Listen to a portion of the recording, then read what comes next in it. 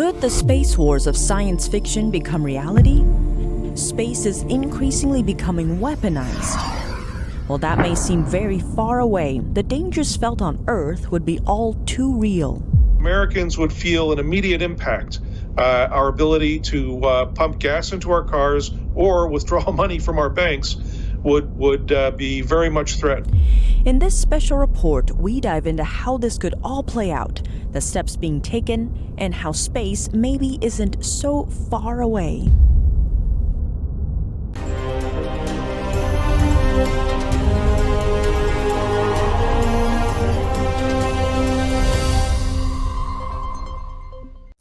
Welcome to China in Focus. I'm Tiffany Meyer. It's been called the final frontier. And in recent decades, the race to space has only gotten bolder. But part of that contest has changed. Now, it's about weaponizing space. A recent report by the Defense Intelligence Agency states that space is being increasingly militarized. Militarization of space has already occurred. It occurred decades ago. The real question is weaponization. Are we going to put weapons platforms into space? Are we going to threaten satellites in space with weapons? That's Brandon Weichert, author of Winning Space: How America Remains a Superpower. The DIA report goes on to note both China and Russia see space as a must for winning modern wars. China's test of a hypersonic missile last year caught the world off guard. But maybe it shouldn't have. Weichert notes the difference between events described as a black swan versus a gray rhino. Well, Black Swan is a totally unanticipated event. It's something that we, never saw coming, and when it arrives, it completely devastates and upends the existing order, and it will continue to do so until a new equilibrium is found.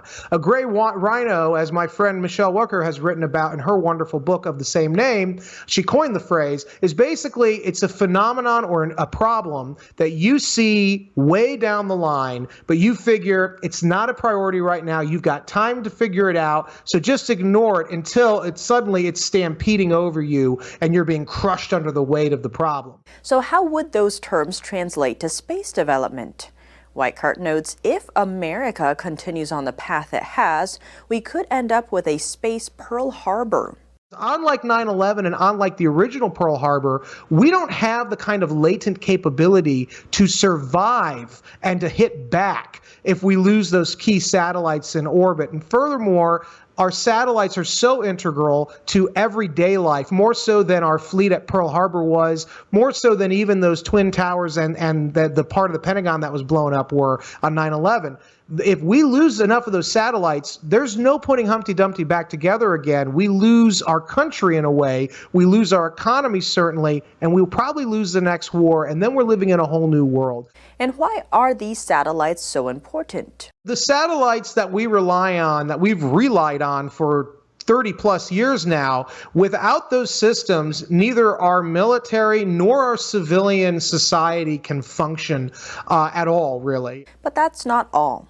Weichert notes, knock out our command and control satellites for our nuclear weapons in geosynchronous orbit, or you knock out the wideband global SATCOM satellite system, you knock out the MUOS system the Navy relies on to coordinate naval forces around the world. You've basically rendered the U.S. military deaf, dumb, and blind. So why would satellites be so important in times of war? Any war with Russia or China will be occurring closer to Chinese and Russian territory, so we'll have to go beyond our territory across an ocean, and we'll need those satellites for logistical pinpoint assistance as well as for surgical strikes and for coordinating our forces. You remove those systems and you have effectively rendered us combat ineffective. You could potentially shut down our economy. Our society as we know it could ground to a halt, which could create chaos here at home.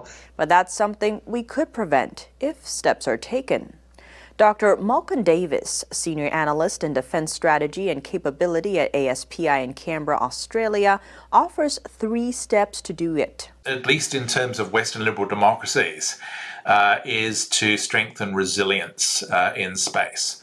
And what that means is having the ability to augment existing satellite capabilities with larger numbers of small satellites that can share the load, and so that we're not putting so much dependency on a small number of large satellites. Secondly, there's a process known as disaggregation, where we share space support across multiple satellites, so that if some satellites are taken out, it degrades gracefully rather than catastrophically.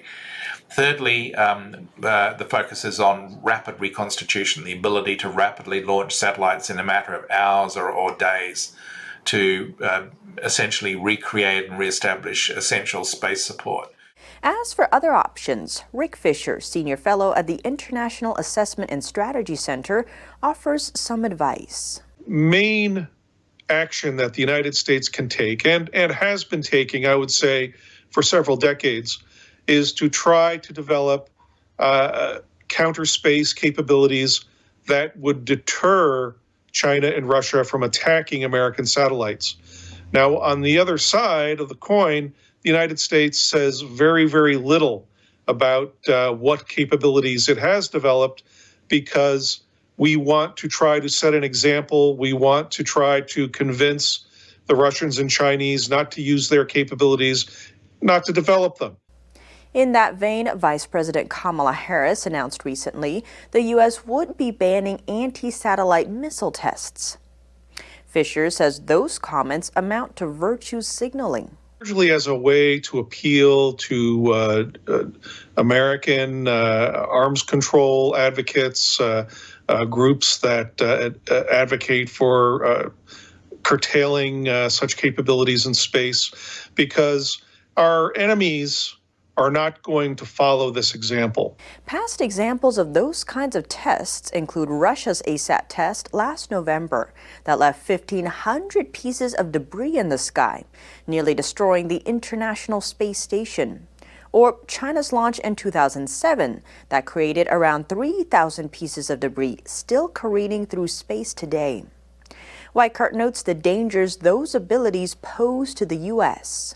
Right now, what we have is a very bizarre instance where the United States is heavily dependent on space. Our enemies know it, and our enemies are completely going full bore in developing and testing their own ASAT weapons, whereas we appear to be on the brink of trying to basically, unilaterally disarm ourselves in space at this critical moment, which is not where we need to be.